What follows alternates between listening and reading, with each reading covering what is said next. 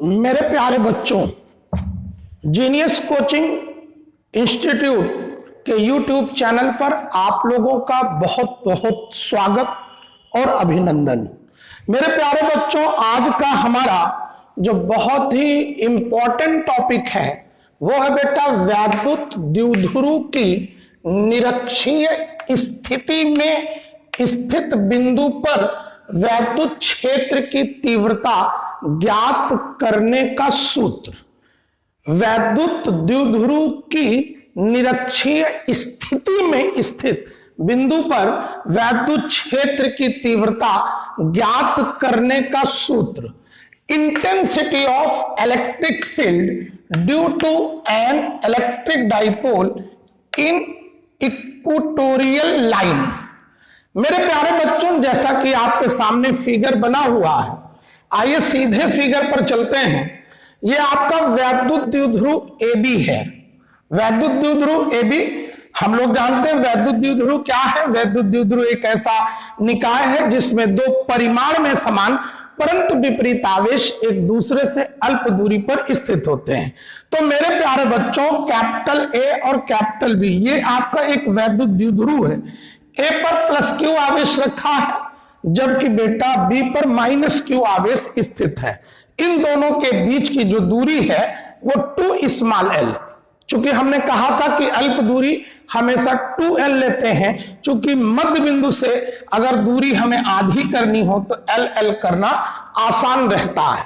मेरे प्यारे बच्चों, इस वैद्युत द्विध्रुव AB के मध्य बिंदु O से निरक्षीय स्थिति में, निरक्षीय का मतलब अक्ष के लंबवत, निरक्षीय स्थिति में स्मॉल r दूरी पर स्थित इस बिंदु P पर, फिर से देखें, माना वैद्युत द्विध्रुव AB के मध्य बिंदु O से निरक्षीय स्थिति में स्थित स्मॉल r दूरी पर स्थित बिंदु P पर प्लस Q आवेश व माइनस Q आवेश के कारण उत्पन्न वैद्युत क्षेत्र की तीव्रताएं कैपिटल E1 व कैपिटल E2 है। यानी प्लस Q के कारण हम E1 मान रहे हैं और माइनस Q के कारण हम E2 मान रहे हैं। जैसा कि आप लोगों को लगातार ये बताया जा रहा है कि प्लस आवेश के कारण यानी धनात्मक आवेश के कारण वैद्युत क्षेत्र की दिशा आवेश से दूर, आवेश से परे, और ऋण आवेश के कारण जो वैद्युत क्षेत्र की तीव्रता होती है वो आवेश की ओर होती है।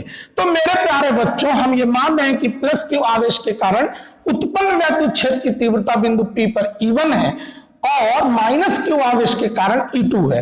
तो हम बेटा E1 को जो दिखाएंगे वो A से P की ओर दिखाएंगे और E2 को बेटा हम P से B की ओर दिखाएंगे। हमने ये माना बेटा कि ये जो कोण है ये दोनों कोण थीटा है। चूंकि कोण दोनों बराबर होंगे, चूंकि आप देख रहे हैं कि दोनों ये जो त्रिभुज है ये आप कह सकते हैं कि समरूप है। ठीक है बेटा। तो मेरे प्यारे बच्चों, अगर ये कोण थीटा है तो ये कोण भी थीटा होगा। क्यों बेटा? आपने बचपन में कभी एकांतर कोण का नाम सुना था।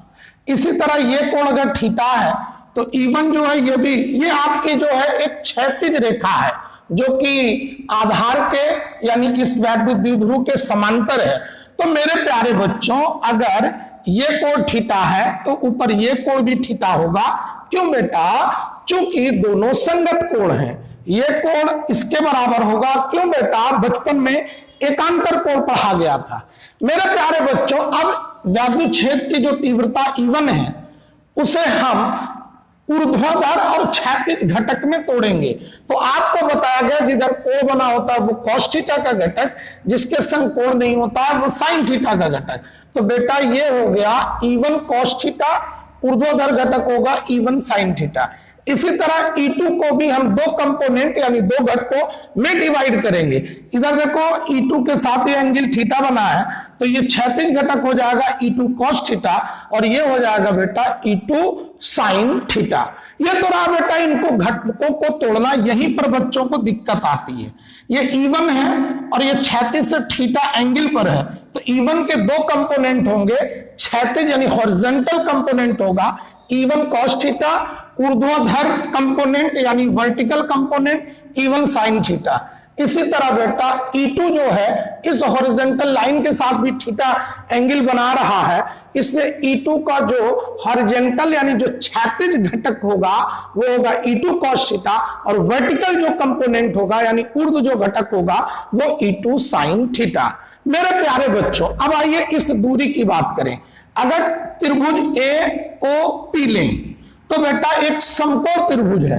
समकोण त्रिभुज में कर्ण की बात हुई थी, आपने बचपन से पढ़ा है बेटा, कर्ण का स्क्वायर इज इक्वल टू आधार का स्क्वायर प्लस लंब का square.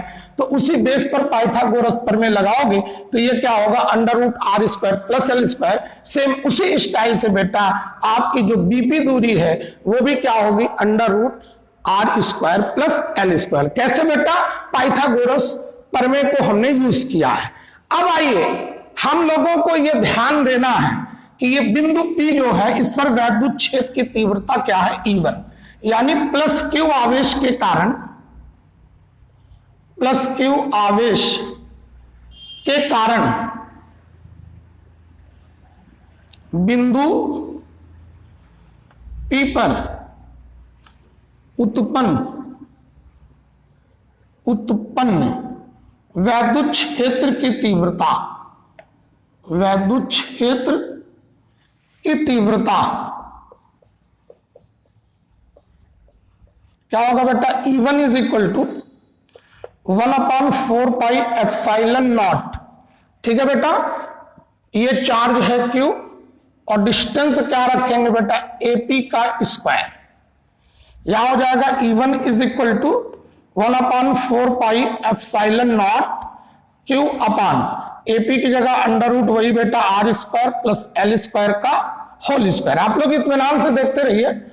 E1 is equal to क्या होगा बेटा, 1/4 pi epsilon naught Q upon, बेटा वर्ग होगा तो ये वर्गमूल हट जाएगा R square plus L square.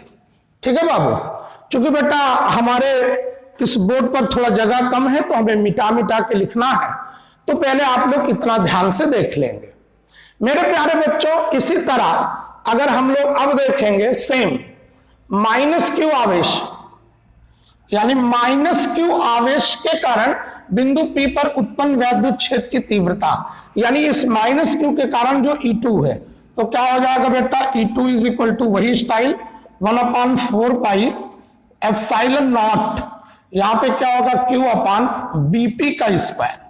ठीक है बेटा, यानी E2 is equal to 1/4 pi epsilon naught, यहां पे क्या हो जाएगा Q अपान BP की जगह बेटा under root R square plus L square, ठीक है बेटा, का होल स्क्वायर।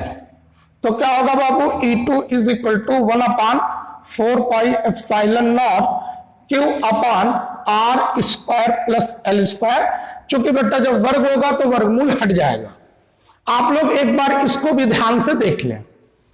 मेरे प्यारे बच्चों, आपने E1 और E2 को देखा, अगर आप लोग ध्यान से देखें तो E1 बराबर क्या आ रहा है बेटा, E2, चूंकि दोनों केस में E1 बराबर भी 1/4 pi epsilon naught Q upon R square plus L square, और इसमें भी बेटा क्या है, E2 इज इक्वल टू भी 1/4 pi epsilon 0 Q upon R square plus L square. सीधे देखिए स्पष्ट है। E1 इज इक्वल टू क्या है, E2। E1 और E2 इक्वल है। अगर E1 is equal to E2 है तो मेरे प्यारे बच्चों आप ये भी तो कह सकते हैं E1 साइन थीटा, दोनों तरफ साइन थीटा को मल्टीप्लाई कर दें तो बराबर क्या होगा, E2 साइन थीटा। अगर बेटा E1 is equal to E2 है, अगर E1 is equal to E2 है तो अर्थ ये है बेटा कि मेरे प्यारे बच्चों E1 sine theta is equal to क्या होगा बेटा, E2 साइन थीटा। ये दोनों भी इक्वल होंगे।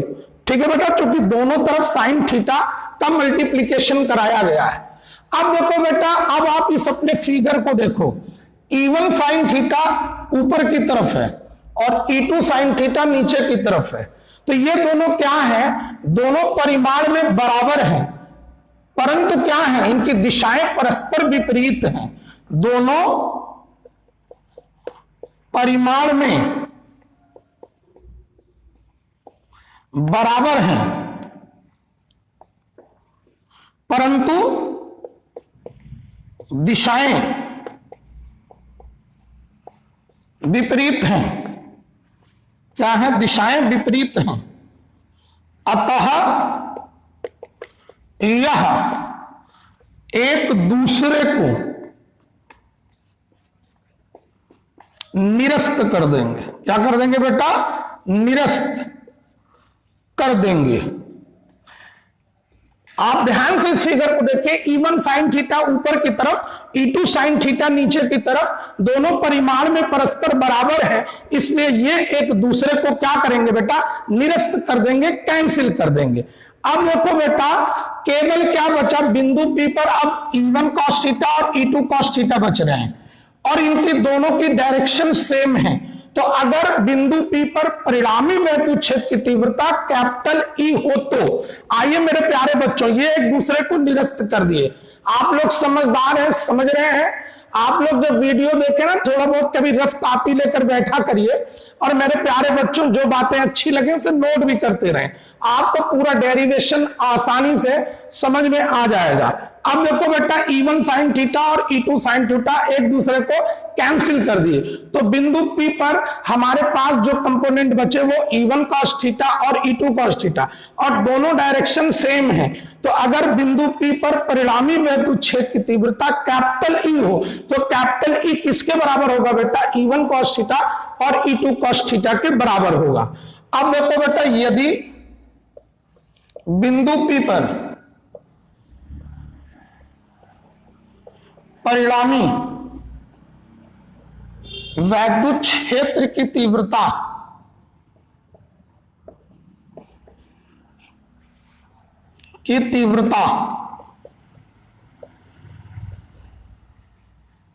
कैपिटल E हो तो क्या होगा बेटा? E is equal to E1 cos theta plus E2 cos theta.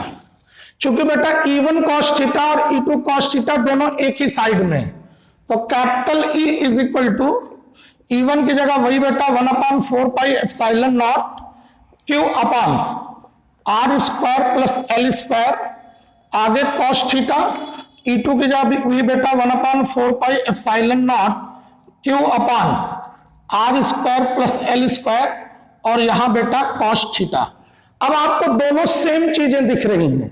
आप चाहें तो बेटा इसे जब जोड़ें तो E is equal to 1/4 pi epsilon naught Q, यहां पे 2 कर लो, अपान क्या होगा बेटा? R square plus L square, आगे cos थीटा। क्या होगा बेटा? cos theta. चूंकि दोनों सेम चीज है बेटा, दोनों का एडिशन कर दिए। अब मेरे प्यारे बच्चों बहुत ही ध्यान से देखिए, कोई भी त्रिभुज ले लीजिए, चाहे त्रिभुज TOA लीजिए चाहे TOB लीजिए, अगर cos थीटा की बात करें तो क्या होगा? हम इसे मिटा रहे हैं बेटा, आप लोग बहुत ही ध्यान से देखें। हम लेंगे त्रिभुज TOA में cos थीटा का मतलब क्या होता है? cos का मतलब होता है आधार बटे कर्ण, यानी OA अपान चाहे AP का हो चाहे PA, बात एक ही होगी। तो cos थीटा की जो वैल्यू होगी OA की जगह L अपान PA की जगह क्या है? Under root R square plus L square. ठीक है बेटा। मेरे प्यारे बच्चों, अब हमारे हिसाब से इस फिगर का काम खत्म हो गया है, तो अब इस फिगर को भी हम मिटा लेते हैं, इरेज करते हैं। मेरे प्यारे बच्चों अब देखिए बेटा, इस वैल्यू को हम ले जाके रखेंगे। Now capital E is equal to हमारे पास क्या आएगा बेटा? 1/4 pi epsilon naught 2Q upon R square plus L square into, यहां पे क्या होगा? cos थीटा की value L upon under root R square plus L square. थोड़ा सा डेरिवेशन बेटा इसका लंबा है, क्योंकि एक एक स्टेप करना पड़ता है ताकि आप समझ जाएं। ट्वाइस QL, मगर डरने की जरूरत नहीं है बेटा। R square plus L square, root का मतलब होता है बेटा पावर उस पर कितनी है? हाफ, 1/2। मेरे प्यारे बच्चों यहां पे E is equal to 1/4 pi epsilon naught twice QL। यहां पे क्या होगा, R square plus L square की पावर 1 + 1/2। क्लियर बच्चे, कई बार इसको देखते रहे ताकि आपको वीडियो से समझने में दिक्कत ना हो। मेरे प्यारे साथियों, अब आइए हम लोग बात कर रहे हैं, इसी को और आगे बढ़ाइए। E is equal to 1/4 pi epsilon naught, यहां पे क्या होगा बेटा, ट्वाइस QL अपान ये हो जाएगा R square plus L square की पावर 3/2। अब एक चीज हम यहीं पर बदलते चले, परंतु हमने जब द्विध्रुव आघूर्ण पढ़ाया तो 2QL बराबर P। P क्या होता है बेटा, द्विध्रुव आघूर्ण, द्विध्रुव आघूर्ण होता है, वैद्युत द्विध्रुव का द्विध्रुव आघूर्ण। तो अब क्या होगा, E is equal to 1/4 pi epsilon naught, यहां पे P, यहां पे वही R square plus L square की पावर 3/2। मेरे प्यारे बच्चों, जैसे कि हम अक्षीय स्थिति में आप लोगों को बताए थे, ये हर टीचर की अपनी स्टाइल होती है। कुछ लोग बेटा R स्क्वायर पहले कॉमन लेके फिर बेटा चीजों को छोड़ेंगे, हम आपको सीधे बताते हैं। चूंकि स्मॉल l जो है, चूंकि 2l ही बहुत छोटा है, तो स्मॉल l छोटा है R से। जैसे 0.1 छोटा है, अगर 0.1 का होल स्क्वायर कर दो तो 0.01 आ जाता, जो कि और छोटा हो जाता है। तो implies that L square is less less, और भी छोटा हो जाएगा। किससे बेटा, R स्क्वायर से। अतः R स्क्वायर की तुलना में, इसकी तुलना में बेटा R स्क्वायर की तुलना में L स्क्वायर को नगण्य का मतलब निग्लेजिबल, नगण्य लेने पर, यानी इसको छोड़ दिया जाए, तो अब क्या होगा, E is equal to 1/4 pi epsilon naught, यहां P, यहां हो जाएगा R स्क्वायर प्लस 0 ले रहे हैं निग्लेजिबल 3/2। मेरे प्यारे बच्चों, मेरे प्यारे साथियों, आज हम थोड़ा व्हाइट बोर्ड के लिए एक बेटा हैंकी है उसको यूज कर रहे हैं, चूंकि डस्टर से ये क्लियर नहीं हो रहा था तो डस्टर रखे हुए हैं, मगर हमें लगा कि हम एक व्हाइट हैंकी यूज कर लें, ये साफ हो जाए। मेरे प्यारे बच्चों, E इज इक्वल टू यहां पे 1/4 पाई एप्सिलॉन नॉट P अपान यहां हुआ R स्क्वायर की पावर 3/2। क्या बेटा, 3/2। अब इसको सॉल्व करो बेटा, E is equal to 1/4 pi epsilon naught P upon R³। इसको हम 2 बार बंद करेंगे, चूंकि यही हमारा रिजल्ट है। मेरे प्यारे बच्चों, जब ये फार्मूला प्राप्त होता है तो जीनियस कोचिंग में जब ऑफलाइन क्लास दी जाती है तो बच्चों को बताया जाता है कि यही वैद्युत द्विध्रुव की निरक्षीय स्थिति में स्थित बिंदु पर वैद्युत क्षेत्र की तीव्रता ज्ञात करने का अभिष्ट सूत्र है, ये प्रेस लाइन है। तो ये फार्मूला आपको प्राप्त हुआ बेटा निरक्षीय स्थिति में, जबकि अक्षीय स्थिति में जब हमने देखा था E बराबर 1/4 पाई एप्सिलॉन 0 2P/R³। मेरे प्यारे बच्चों, अगर फिर वही बात कि अगर आपको हमारा ये वीडियो अच्छा लग रहा है तो आप इसे यूपी बोर्ड इंटर फाइनल के बच्चों तक पहुंचाने की कोशिश करें, जिससे वो बच्चे भी जब भी मौका मिले ये वीडियो देखें और बेटा उनको भी फिजिक्स से संबंधित अच्छे डेरिवेशन को वो आसानी से कर सकें। आप लोगों का बहुत बहुत धन्यवाद।